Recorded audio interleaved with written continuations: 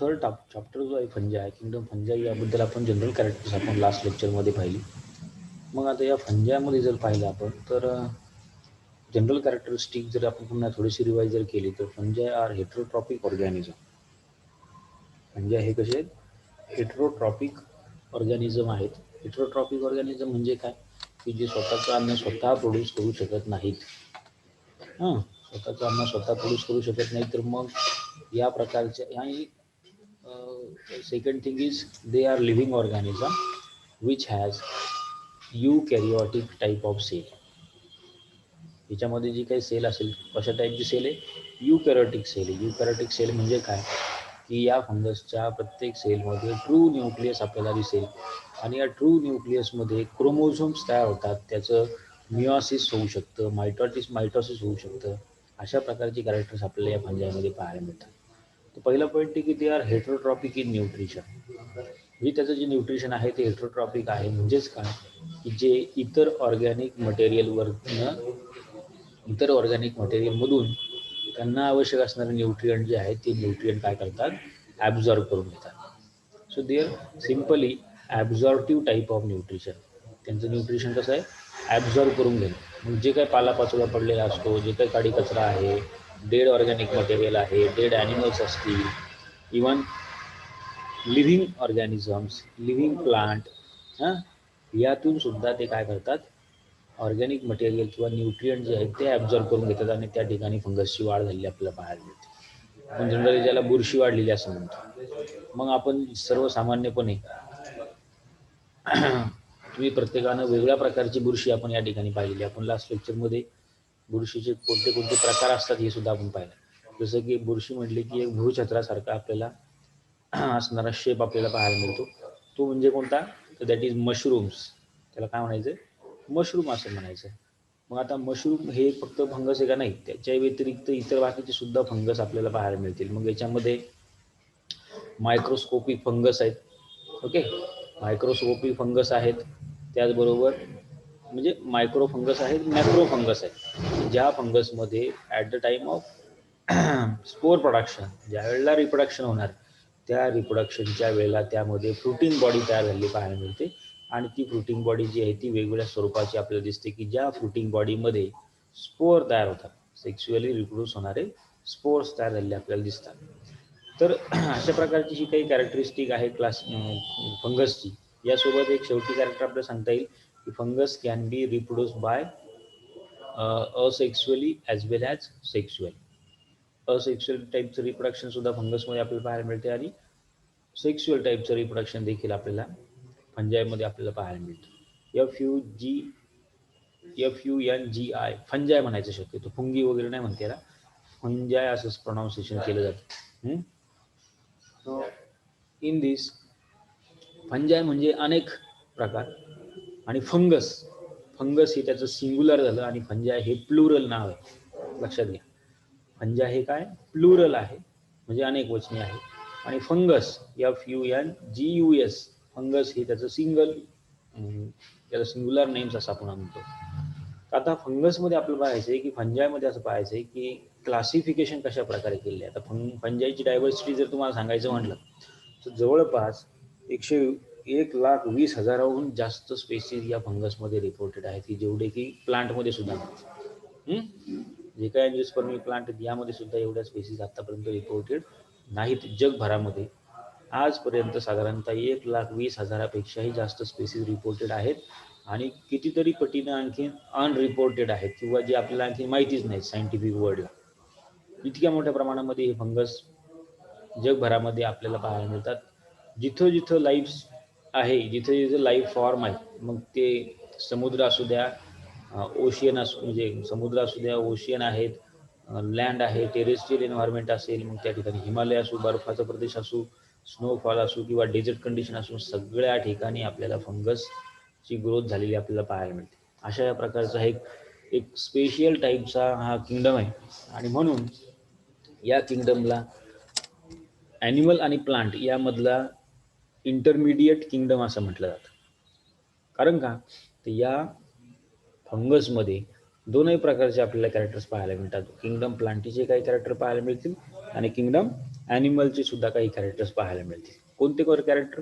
जसं animals heterotrophic आहेत तसं त्याप्रमाणे फंगस सुद्धा हेटरोट्रॉपिक आहे. पण मात्र प्लांट ऑटोट्रॉपिक आहेत. तर ठीक आहे, प्लांट ऑटोट्रॉपिक आहे, पण मात्र प्लांट ज्याप्रमाणे प्लांटची सेल ज्याप्रमाणे आहे त्याच प्रकारची सेल स्ट्रक्चर फंजायमध्ये सुद्धा आपल्याला पाहायला मिळते. दुसरी गोष्ट, फंजाय हे नॉन मोटाईल आहेत, प्लांट सुद्धा नॉन मोटाईल आहेत. असं हे सगळं काही रिलेशन आपल्याला प्लांटी किंवा किंगडम प्लांटी, किंगडम फंजाय आणि किंगडम ॲनिमलिया या 3 ग्रुपमध्ये झालेलं पाहायला मिळतं. मी तुम्हाला सुरुवातीच्याच पहिल्या लेक्चरमध्ये दाखवलं होतं की कशा प्रकारे किंगडम सिस्टीमचं क्लासिफिकेशन केलेलं आहे. ठीक आहे, आपण आता कालपर्यंत बघितलं की या प्रकारची ही सगळी काही जनरल कॅरेक्टर्स आपल्याला फंजायमध्ये पाहायला मिळतात. मग जे काही फंजाय आहेत त्या फंजायचं क्लासिफिकेशन कसं केलंय पहा. 2 ग्रुपमध्ये क्लासिफिकेशन केलंय. पहिली गोष्ट, एक आहे यू मायकोटा आणि दुसरा आहे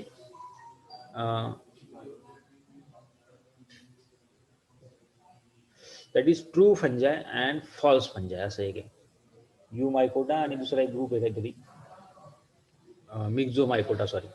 तर याच्यामध्ये एक फंगस आहे की जे ट्रू फंगस असं ज्याला म्हटलं जातं. एक ग्रुप आहे, मोठा ग्रुप, की ज्यामध्ये ट्रू फंगस म्हणजे काय, की ज्या प्रकारच्या फंगसमध्ये सेक्शुअल रिप्रोडक्शन होऊ शकतं अशा प्रकारच्या फंगसला या ठिकाणी यू मायकोटा किंवा ट्रू फंगस असं म्हटलेलं आहे.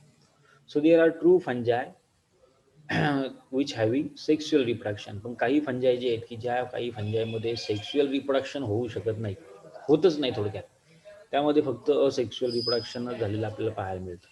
व्हेजिटेटिव्ह रिप्रोडक्शन फार रेअर आहे. व्हेजिटेटिव्ह पार्टपासून या फंजायचं रिप्रोडक्शन होणं म्हणजे आहे, मायसिलियमपासून होऊ शकतं, नाही असं नाही. पण मग सेक्शुअल रिप्रोडक्शन अशा प्रकारच्या काही फंगसमध्ये होत नाही. तर मग जो काही यू मायकोटा जो काही ग्रुप आहे तो सगळ्यात जास्त व्हास्ट ग्रुप आहे. आणि जो आधीचा तुम्हाला सांगितलं मी तो काही इन्फेक्शियस ग्रुप आहे की ज्यामुळे मोठमोठ्या प्रकारची इन्फेक्शन, डिसिजेस निर्माण होतात, अशा प्रकारचे काही फंगस आहेत. मग ट्रू फंजाय जे आहेत they are classified into 5 sub divisions. जे काही ट्रू फंजाय आहेत, यू मायकोटा आहेत, त्याच्या रिप्रोडक्शनच्या मेथड्सनुसार त्याला 5 महत्त्वाच्या सब डिव्हिजन्समध्ये क्लासिफाय केलेलं आपल्याला पाहायला मिळतं. सुरुवातीला आता हे क्लासिफिकेशन एकदा लक्षात घ्या, जेणेकरून आपल्याला ह्या ज्या काही टर्म्स आहेत त्या पुढे आपल्याला पुढे वापरायचे नाही. त्या प्रत्येक सब डिव्हिजनचं आपल्याला एक एक एक्झाम्पल आपल्याला पुढे शिकायचं. त्यापैकी पहिली सब डिव्हिजन आहे मॅस्टिगो मायकोटिना. मॅस्टिगो मायकोटिना म्हणजे काय, की ज्या प्रकारच्या फंजायमध्ये they can reproduce by conidia किंवा असेक्शुअल टाईपचं रिप्रोडक्शन झालेलं पाहायला मिळतं. आणि याचबरोबर सेक्शुअल रिप्रोडक्शन देखील पाहायला मिळतं. पण मात्र फरक असा आहे की त्याचं जे काही मायसिलियम आहे, त्याचं जे काही हायपी आहेत, म्हणजे फंगसचे जे काही धागे आहेत, फंगसचे थॅलस, हे सिनोसायटिक आहे. नॉन सेप्टेड आपल्याला पाहायला मिळतं. कशा प्रकारे? Non septate. हे थोडेसे, हे जे काही कर्सर आहे इथं या फिगरमध्ये थोडेसे खाली आले, हे ॲक्च्युली हे वरच्या 2 साठी नॉन सेप्टेड सिनोसायटिक हायपी. मग यामध्ये 2 ग्रुप केले, 2 सब डिव्हिजन्स आहेत, मॅस्टिगो मायकोटिना आणि दुसरी आहे झायगो मायकोटिना. ओके, नॉन सेप्टेड सिनोसायटिक हायपी हे त्याचं महत्त्वाचं कॅरेक्टर आहे. मग ते असेक्शुअली किंवा सेक्शुअली रिप्रोड्यूस होतात. त्याचबरोबर मॅस्टिगो मायकोटिना आणि ह्याच्यामध्ये आपल्याला मोटाईल स्पोर्स, जे झू स्पोर्स आहेत की ज्याला फ्लॅजेला आपल्याला तयार झालेले पाहायला मिळतील, मॅस्टिगो मायकोटिनामध्ये तयार झालेले दिसतात. नंतर सेकंड सब डिव्हिजन आहे झायगो मायकोटिना. झायगो मायकोटिना म्हणजे काय, की यामध्ये पुन्हा झू स्पोर्स तयार होतात. पण मात्र यामध्ये सुद्धा नॉन सेप्टेड सिनोसायटिक हायपी आहेत. सेक्शुअली असेक्शुअली स्पोर तयार होतात. झू स्पोर, झू टाईपचे झायगो स्पोर्स तयार झाले आपल्या याच्यामध्ये दिसतात. तिसरा प्रकार आहे आस्कोमायकोटिना. आता ही प्रत्येकाचं ज्या वेळेला आपण एक्झाम्पल आणि डिटेल शिकणार आहे त्या त्यावेळेला आपल्याला याची काय कॅरेक्टरिस्टिक आहे, प्रत्येकाला काय एकमेकापासून वेगळं केलं हे तुम्हाला लक्षात. ओके, तर याच्यामध्ये बघा, दॅट इज आस्कोमायकोटिना, थर्ड ग्रुप. आस्कोमायकोटिनाची खासियत अशी आहे की ते आहेत सेप्टेड हायपी. म्हणजे त्या ठिकाणी त्याची जी काही हायपी असणार आहे, ही हायपी जी आहे ही कशी असणार आहे, सेप्टेड. सेप्टेशन त्याच्यावरती आपल्याला पाहायला मिळेल, सेपरेशन त्या मायसिलियममध्ये आपल्याला दिसेल. आणि प्रत्येक सेपरेशन केलेल्या याच्यामध्ये सायटोप्लाझम वेगळा असेल किंवा त्यामध्ये प्रत्येकामध्ये न्यूक्लियस असणार आहे. ओके, आणि वेगळ्या प्रकारचे सेल ऑर्गॅनिल्स असणार आहे. चौथा ग्रुप केला आहे बॅसिडिओ मायकोटिना, ज्यामध्ये सेप्टेड हायपी आहेत, सेक्शुअल सेक्शुअल टाईपचं रिप्रोडक्शन झालेलं आपल्याला पाहायला मिळतं. पण मात्र यामध्ये जे काही स्पोर तयार होतात हे बेसिडिया टाईपचे स्पोर असतात, अगदी कॉन्स्पिक्युअस, फार लहान आकाराचे असतात आणि हे स्पोर तयार होतात. वरती जो काय आस्कोमायकोटिना आपण ग्रुप बघितला, याची एक कॅरेक्टरिस्टिक आहे की याचे सेक्शुअल रिप्रोडक्शनमध्ये एका ठराविक प्रकारच्या पॉकेटमध्ये स्पोर तयार होतात, त्या पॉकेटला म्हटलं जाते असाय किंवा अस्कस. आणि या अस्कसमध्ये बरोबर 8 स्पोर तयार झालेले आपल्याला दिसतात, 8 नंबर ऑफ स्पोर्स. आणि म्हणून मग या एक स्पेशियल ग्रुप म्हटलं जातं आस्कोमायकोटिना. दुसरा आहे बॅसिडिओमायकोटिना. आणि आता पाचवा उरला, पाचवा एक इम्परफेक्ट फंजाय आहे.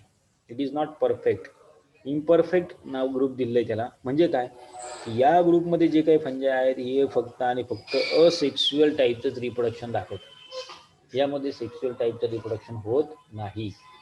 That is we called the deuteromycotina, किंवा याला इम्परफेक्ट फंजाय असं सुद्धा म्हटलं जातं. ओके, अशा प्रकारचा एक पाचवा ग्रुप आहे, त्याचे आपल्याला पुढे जाऊन एक्झाम्पल पाहायचे. अशा प्रकारे ब्रॉडली फंजायचं क्लासिफिकेशन केलेलं आहे.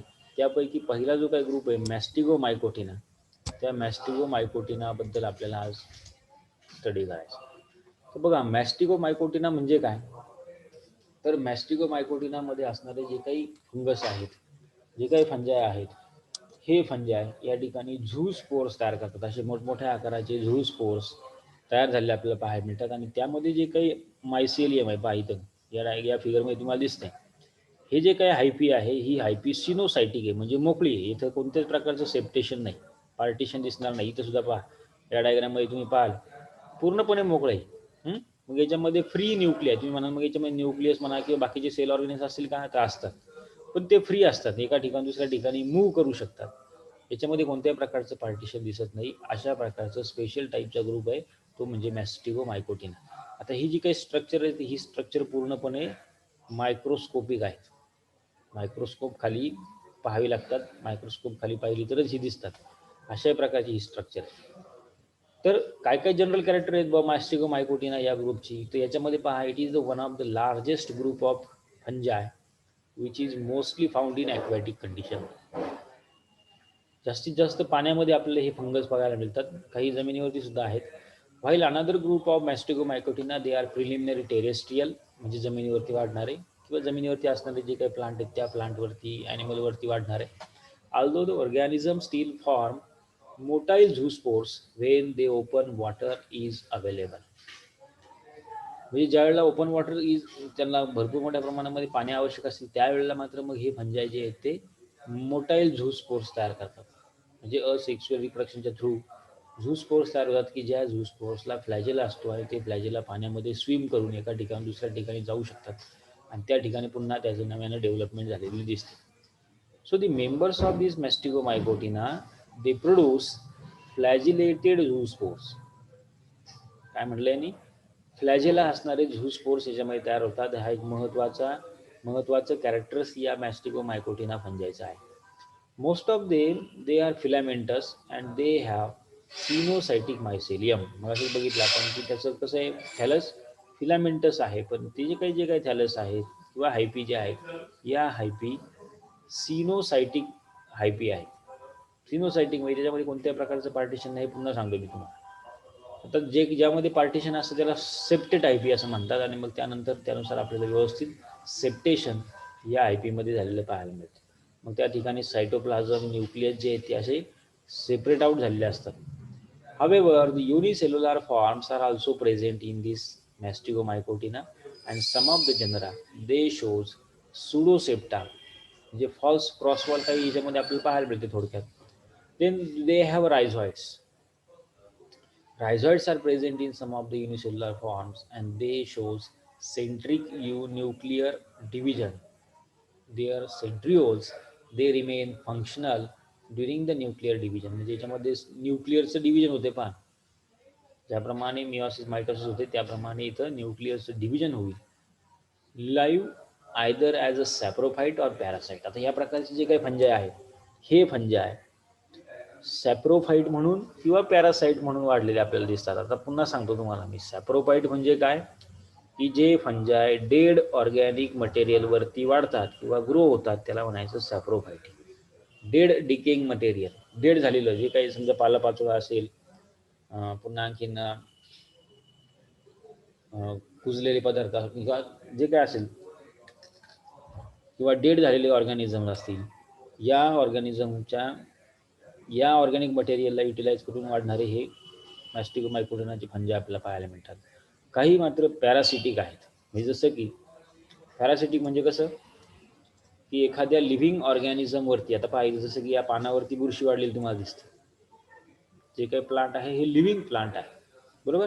अशा प्रकारच्या प्लांटवरती जर काही बुरशी वाढत असेल तर याला म्हणायचं पॅरासिटिक फंजा. तर अशा प्रकारचे काही फंजे आपल्या याच्यामध्ये दिसतात. त्याचं जे काही एक्झाम्पल आपल्याला आजच्या लेक्चरमध्ये पाहायचं.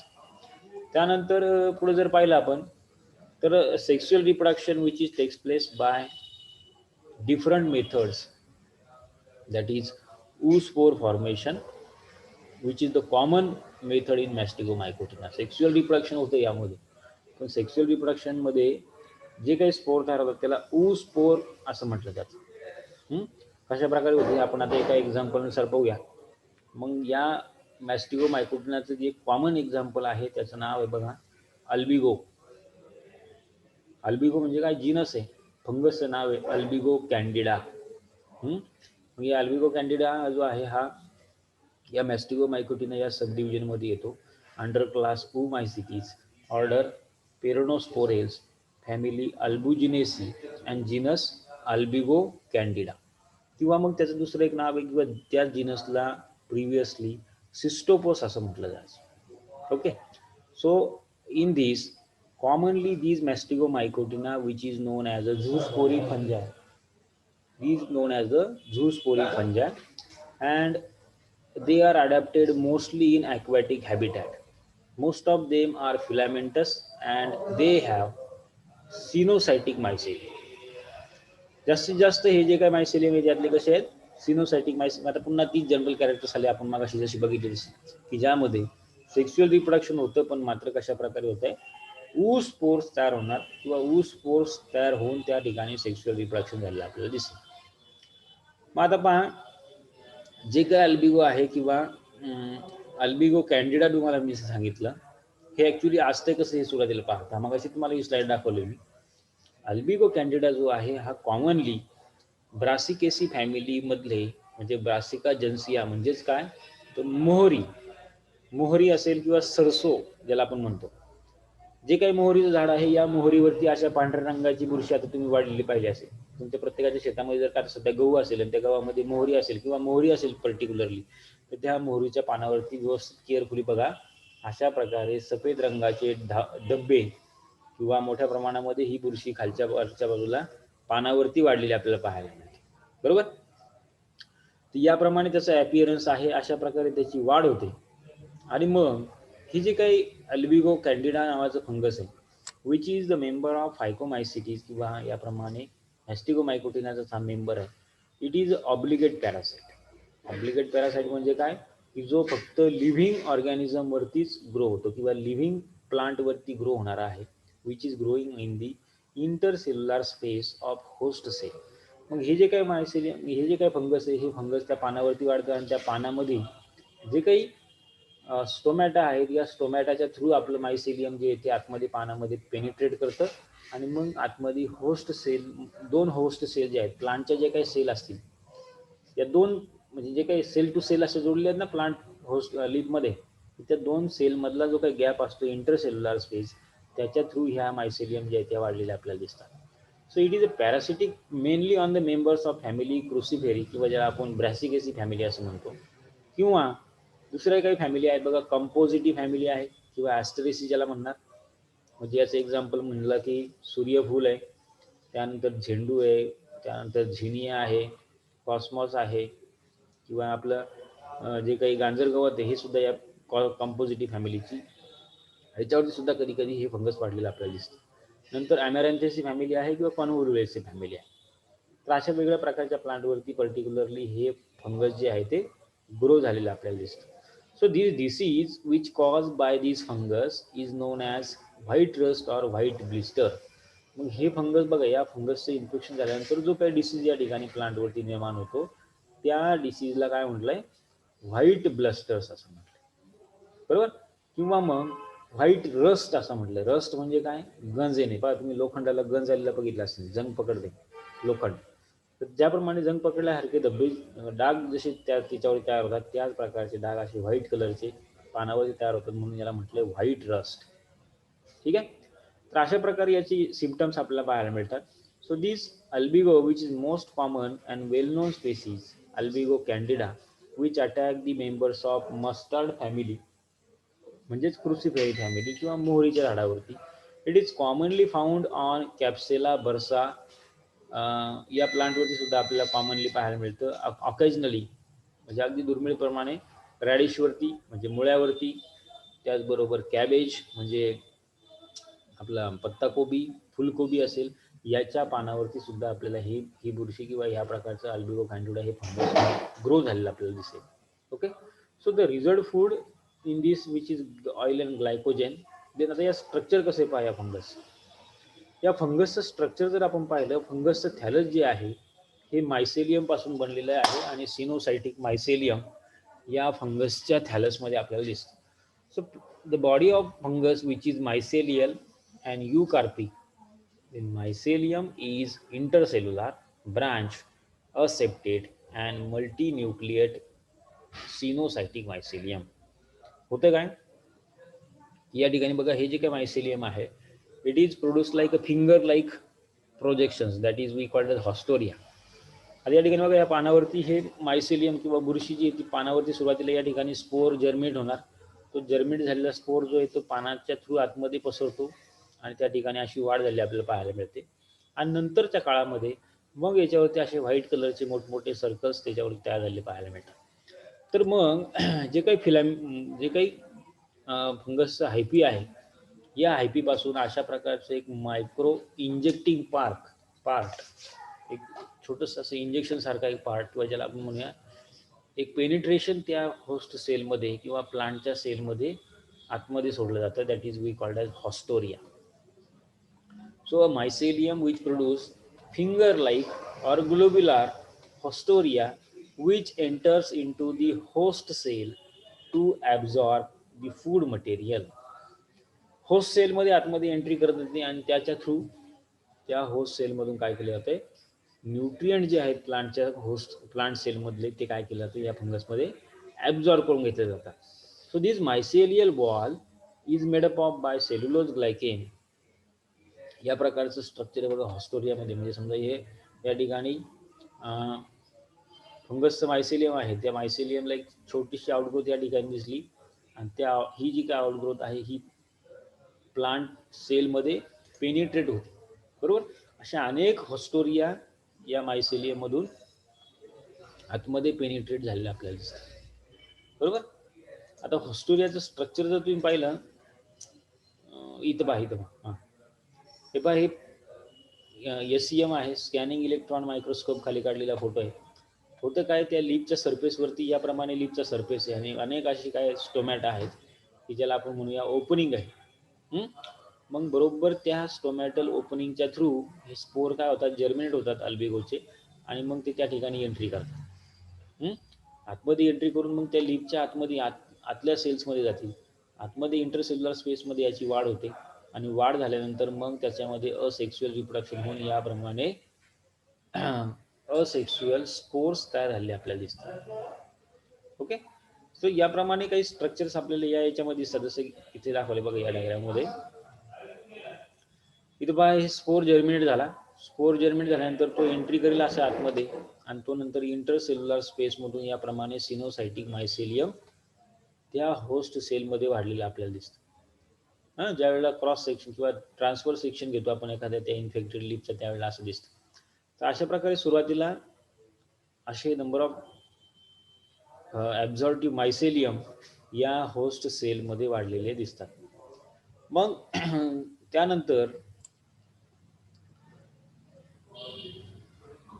या फंगसमध्ये जर तुम्ही पाहिलं तर याच्यामध्ये you can observe this type of haustoria are develop and this type of symptoms म्हणजे व्हाईट रस्ट सिम्पटम्स आपल्याला या प्लांटवरती तयार झालेले पाहायला मिळते. मग यामुळे होतं काय की जे काही लीव्ज आहेत हे नंतर त्या ठिकाणी येलोविश किंवा त्या ठिकाणी मोझाईक सिम्पटम्स तयार झालेले आपल्याला पाहायला मिळतील. त्याचबरोबर समजा यंग शूट जर काय असेल, कोवळी जर काही फांदी असेल आणि त्यावरती जर काय अशा प्रकारची बुरशी वाढली तर पूर्णपणे असं क्राऊडेड स्ट्रक्चर, स्टंटेड ग्रोथ, म्हणजे त्याच ठिकाणी त्या प्लांटची ग्रोथ जी आहे ती थांबते. अशा प्रकारचं स्ट्रक्चर आपल्याला याच्यामध्ये पाहायला मिळतं. मग हे फंगस जे आहे ते आतमध्ये त्या प्लांट सेलमध्ये भरपूर सारं मायसेलियम वाढेल आणि मग भरपूर सारं मायसेलियम वाढलं की मग त्याची रिप्रोडक्शनची फेज येते, फंगसचं रिप्रोडक्शन. फंगसचं रिप्रोडक्शन मग या ठिकाणी दोन प्रकारे झालेलं आपल्याला दिसतं. एक आहे असेक्शुअल आणि दुसरं आहे सेक्शुअल मेथड. आता असेक्शुअल मेथडनं कसं होत आहे, तर asexually they can reproduce or they takes place by formation of sporangia or you can say as a conidia. Conidia म्हणजे काय, की अशा गोल आकाराच्या असे एक सिंगल सेल स्पोर्स आपल्याला याच्यामध्ये तयार झालेले पाहायला मिळतील. त्याला म्हटलं ते कोनिडिया, की जे असेक्शुअली तयार होतात, सेक्शुअली नाही. सेक्शुअल म्हणजे काय, की ज्या ठिकाणी दोन अपोजिट स्ट्रेनचे गॅमेट्स किंवा मेल गॅमेट फिमेल गॅमेट्स एकत्र येऊन मग जे काही तयार होईल त्याला आपण म्हटलंय सेक्शुअल रिप्रोडक्शन. पण इथं मात्र त्या प्रकारे तयार होत नाही. असेक्शुअली अशा प्रकारच्या कोनिडिया किंवा स्पोर्स तयार होतात आणि त्या स्पोरपासून पुन्हा नव्यानं फंगस जे आहे हे फंगस डेव्हलप होऊ शकतं. अशा प्रकाराला म्हणायचे असेक्शुअल रिप्रोडक्शन. मग यामध्ये फंगल मायसेलियम जे आहे, fungal mycelium which collects below the host epidermis and forms sporangiophores किंवा ज्याला कोनिडिओफोर्स असं म्हणतात. And these are club shape and multinucleate. काय होतं पहा, या आकारामध्ये साधारणतः त्या लीफमध्ये, हे पहा इथं लीफवरती जे काही असे सफेद सफेद जे काही डॉट दिसलेत ना, हे सफेद भाग म्हणजे काय, की या लीफवरती तयार झालेले एवढ्या मोठ्या प्रमाणामध्ये असणारे हे स्पोर आहेत. हे पहा, इथे इलेक्ट्रॉन मायक्रोस्कोप खाली काढलेला त्याचा फोटो आहे. इतक्या मोठ्या संख्येने हे स्पोर त्या ठिकाणी काय आले, तयार झाले ह्या एका सर्कलवरती किंवा एका स्पॉटवरती. मग होतं काय, की सुरुवातीला हे जे काही लिपचं हे टिश्यू आहे, हे जे काही आडवं जे काही दिसतं आपल्याला लिप टिश्यू आहे, आणि काही ठिकाणी लिप टिश्यूला किंवा अपर एपिडर्मिस असा वरती उंच फुगवटा आलेला आपल्याला त्याच्यावरती पाहायला मिळतो. लहानसा असा फुगवलेला आपल्याला पाहायला मिळेल. नंतर ते रप्चर्ड होते एपिडर्मिस आणि त्यातनं हे स्पोर जे ते बाहेर पडतात. पण मग आतमध्ये कसं स्ट्रक्चर आहे, तर याच्या आतमध्ये या ज्या काही प्लांट लीफच्या ज्या काही सेल आहेत, प्लांट सेल ज्या आहेत, या प्लांट सेलच्या दोन सेलच्या मधून या ठिकाणी हे अनेक असं मायसेलियम किंवा बुरशी वाढलेली आपल्याला दिसते. अशी बुरशी या ठिकाणी भरपूर वाढते. नंतर त्या बुरशीपासून अशा स्पेशियल बॉटल शेपच्या किंवा क्लब शेप ज्याला म्हणून, अशा क्लब शेप कोनिडिओफोर या ठिकाणी तयार झालेले दिसतात पहिल्यांदा. अशा प्रकारच्या मल्टी न्यूक्लिएटेड, त्याच्यामध्ये अनेक न्यूक्लियस आहेत आणि भरपूर सारं फूड मटेरियल, अशा क्लब शेप, बॉटल शेप कोनिडिओफोर या ठिकाणी तयार झालेले दिसतात. आणि नंतर मग या कोनिडिओफोरचं या ठिकाणी डिवायडेशन होतं आणि एक एक यावरती असा स्पोर तयार होत जातो. मग ओल्ड स्पोर जो आहे, सुरुवातीला तयार झालेला स्पोर जो आहे तो इकडे टोकाला जातो आणि त्याच्या पाठीमागे इकडे या ठिकाणी यंग स्पोर्स असे तयार झालेले दिसतात. So these spores are form in a chain, एका सरळ चेनमध्ये तयार झालेले दिसतात. असे अनेक कोनिडिया किंवा कोनिडिओफोर या कोनिडिओफोरवरती तयार होतात. त्याला म्हणायचं कोनिडिया किंवा कोनिडिओस्पोर. या एका सिंगल सर्क्युलर स्ट्रक्चरला काय म्हणायचं, कोनिडिया असं म्हणायचं किंवा मग स्पोर असं म्हणायचं. So this one is conidiospores. मग आता हे जे काही कोनिडिओस्पोर जे आहेत हे स्पेरिकल किंवा ग्लोबोज शेपचे आपल्याला दिसतात. मग इथं सुद्धा तुम्ही पाहाल की these are old spores are at the apex and young are at the tip of the conidiophore. So याप्रमाणे आपल्याला हे कोनिडिया याच्यावरती असेक्शुअली तयार झाले पाहायला मिळतील. नंतर मग ॲट दी मॅच्युरिटी हे जे काही कोनिडिया आहेत किंवा कोनिडिओस्पोर आहेत, हे कोनिडिया जे आहेत, ह्या कोनिडिया यातनं बाहेर पडतात लीफ सरफेस रप्चर्ड करून. आता हे एवढा मोठा फोटो दिसतो पण आपल्याला हा आहे किती, एवढंसं लहान, पुढे गेली, एवढा बारीकसा स्पॉट आहे बघा इथे, एखादा लहान असणारा जो काही स्पॉट आहे त्या स्पॉटवरती आपल्याला हे दिसेल.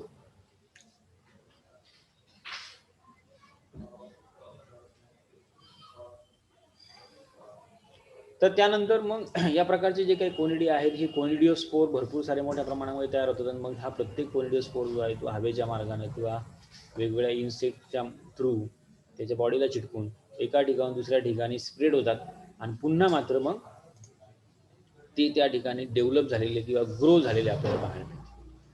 हे प्रत्येक जो काही कोनिडिओस्पोर आहे, हा प्रत्येक कोनिडिओस्पोर याप्रमाणे नंतर त्या प्रकारच्या होस्ट लीफवरती जर्मिनेट होईल, त्या ठिकाणी पुन्हा या प्रकारचं इन्फेक्शन निर्माण करेल आणि पुन्हा या ठिकाणी त्याचं रिप्रोडक्शन झालेलं आपल्याला पाहायला. ओके, तर अशा प्रकारे हे असेक्शुअल रिप्रोडक्शन आपल्याला याच्यामध्ये पाहायला मिळतं. So they appears as a white पावडरी mass on the host tissue. ते कसे दिसतात? असे बारीकसे पावडरी मास, पावडरचा एक बारीकसा धब्बा किंवा ठिपका त्या पानावरती तयार झालेला आपल्याला पाहायला मिळेल. These are smooth rounded structures and they are disseminated by winds. हवेने एका ठिकाणी दुसऱ्या ठिकाणी उडून जातात आणि पुन्हा जर्मिनेट होतात. So in this way they are asexually reproduce. दुसरी एक पद्धत आहे सेक्शुअल रिप्रोडक्शनची. सेक्शुअल रिप्रोडक्शनमध्ये काय होतं? गॅमस टाईपचं सेक्शुअल रिप्रोडक्शन आहे. म्हणजेच काय की यामध्ये फिमेल गॅमेट जे आहे ते आकारानं मोठं असतं, मेल गॅमेट जे आहे ते आकारानं लहान असतं.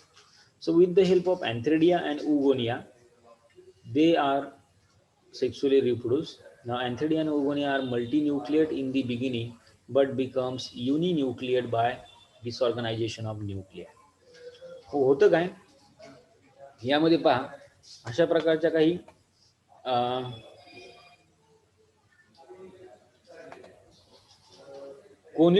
कोनिडिओफोर या ठिकाणी त्याच प्रकारच्या होस्ट टिश्यूमधून तयार झालेल्या या सिनोसायटिक मायसेलियमवरती तयार झालेल्या आपल्याला दिसतात. आणि मग या ज्या काही कोनिडिओफोर आहेत, स्पोरॅन्जिया इन बॅसिजिनस चेन्स पहा, या प्रत्येक कोनिडियावरती अशा प्रकारचे पुन्हा जसे कोनिडिया तयार झाले तसे कोनिडिओफोरवरती या ठिकाणी स्पोरॅन्जिया तयार झालेल्या आपल्याला दिसतात. So this clavate sporangiophores produce spherical shape of sporangia and in each sporangia, हा स्पोरॅन्जिया जो आहे तो हा किंवा ह्या स्पोरॅन्जिया कसा डेव्हलप होतो ते याप्रमाणे CDEF जी काय डायग्राम आहे याप्रमाणे असा हा स्पोरॅन्जिया 4 डेव्हलप होतो आणि त्याच्या टोकावरती इकडे या ठिकाणी स्पोरॅन्जिया तयार झालेले पाहायला मिळतात. मग या स्पोरॅन्जियामध्ये काय, या स्पोरॅन्जियामध्ये झूस्पोर्स तयार होतात. मोटाईल झूस्पोर्स आहेत आणि मग हे जे काही झूस्पोर्स आहेत या प्रकारचे झूस्पोर्स डेव्हलप झाले आपल्याला दिसतील. या इथे बघा सेक्शुअल रिप्रोडक्शन मध्ये. तर सेक्शुअल रिप्रोडक्शनची सुरुवात कुठून होईल ते पाहिजे. पहिल्यांदा जे काही हायपी आहे या हायपीवरती असे दोन प्रकारचे स्ट्रक्चर्स तयार होतील. एक आहे oogoneum आणि दुसरं आहे antheridium. दोन प्रकारचे आहे, एक आहे जगाला समजा मेल म्हणूया आणि एकाला फिमेल म्हणूया, किंवा निगेटिव्ह पॉझिटिव्ह निगेटिव्ह हायपी या ठिकाणी तयार होतील. मग या ठिकाणी जे काही oogoneal हायपी आहे या oogoneal हायपीमध्ये oogonia किंवा याप्रमाणे प्लाझममध्ये एग्ज सेल तयार झालेले आपल्याला दिसतात. आणि त्याच बाजूला साईडला अँथ्रेडियममध्ये अँथ्रिडिया किंवा स्पर्म्स तयार झालेले पाहायला मिळतात. मग नंतर या ठिकाणी अँथ्रिडियम आणि oogoneum या ठिकाणी फ्यूज होईल आणि फ्युजन होऊन त्यातले न्यूक्लिया एकत्र होऊन याप्रमाणे इथं ऊसपोर तयार झालेल्या पाहायला मिळतात. त्याचं न्यूक्लिक मटेरियल एकत्र होतं आणि याप्रमाणे ऊसपोर तयार होतो आणि हा ऊसपोर जो आहे तो फर्दर वर्ड्स याचं पुन्हा डिव्हिजन होऊन असे अनेक यापासून ऊसपोर्स तयार झालेले पाहायला मिळतात. ओके, असे अनेक ऊसपोर्स या ठिकाणी जे काही अँथ्रिडियम आणि oogoneum तयार होणार आहे त्याच्या फ्युजन मधून फर्टिलायझेशन मधून तयार झालेले दिसतात ऊसपोर्स. नाउ दीज ऊसपोर्स आर अगेन त्याचं मिओसिस होईल. हॅप्लॉइड झूस्पोर्स त्यापासून तयार होतात आणि मग हे जे काही हॅप्लॉइड झूस्पोर्स आहेत ते जर्मिनेट होतात पुन्हा होस्ट टिश्यूमध्ये किंवा मायसिलियममध्ये आणि पुन्हा या ठिकाणी अल्बिगोची जे काय आहे ते अल्बिगोचं इन्फेक्शन पुन्हा झालेलं आपल्याला पाहायला मिळतं. अशा प्रकारचं हे सेक्शुअल रिप्रोडक्शन देखील यामध्ये आपल्याला पाहायला मिळतं. म्हणजे होतं काय, दोन प्रकारचे फिलामेंट्स त्याच्यावर तयार झाले. एक अँथ्रिडियल फिलामेंट, दुसरा oogoneal फिलामेंट. त्या दोघांमध्ये फ्युजन झालं. त्या फ्युजन झाल्यानंतर त्यामध्ये ऊसपोर तयार झाला. या ऊसपोरचं मिओसिस झालं. अनेक झायगोस्पोर्स तयार झाले किंवा झूस्पोर्स तयार झाले, बायफ्लॅजिलेटेड झूस्पोर्स. आणि नंतर मग हे झूस्पोर जे ते पुन्हा जर्मिनेट झालेले दिसतील. अशा प्रकारचं स्ट्रक्चर आपल्याला या किंवा अशा प्रकारे सेक्शुअल रिप्रोडक्शन जे आहे या अल्बिगोचं देखील झालेलं पाहायला मिळतं. तर अशा प्रकारे असेक्शुअल आणि सेक्शुअल रिप्रोडक्शन या अल्बिगोमध्ये होऊन अनेक मोठ्या प्रमाणामध्ये स्पोर तयार होतात की जे स्पोर पुन्हा पुन्हा त्या प्रकारच्या प्लांटवरती इन्फेक्शन करून त्या ठिकाणी ग्रो झालेले आपल्याला दिसतात. ठीक आहे. तर अशा प्रकारचे हे अल्बिगो आहे, अल्बिगो कॅन्डिडा. तुमच्याकडे पुन्हा एकदा जरा तुम्ही नेटवरती जरा सर्च करा. त्याच्या आणखीन काही क्लोजअप स्ट्रक्चर्स तुम्हाला पाहता येतं बघा, किंवा मग शेतावरती गेले तर